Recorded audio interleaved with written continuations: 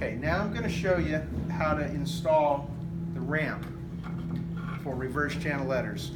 Anytime you're doing letters out of 063, less than 2 inches, there's not enough strength in the material to support the weight as the material rides all the way through to the end. So this is a ramp.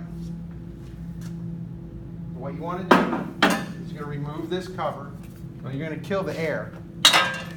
You're going to kill the air on the machine by hitting the emergency stop. You're going to want to move that jaw open a little bit. I kind of got ahead of myself here, but you're going to want to remove the ramp. It's not a big deal. Take those screws out. This comes out. The ramp goes in like this. This right here plugs in to these vertical supports. Put it back here. That's it.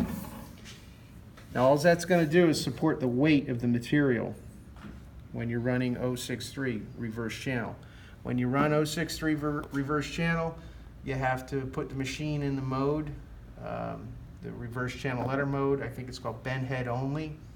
And you're going to start your material out here. You're going to run the material all the way through. You're going to do a manual shear, leave the material out there, and just run the job. The machine does the material has no need to back up for notching because there is no notching or flanging, so it just kind of runs from the bend head. Real quick, you just put this back in here and put your screws back in. The wrench provided on the machine, it comes out of there. That's where you store it.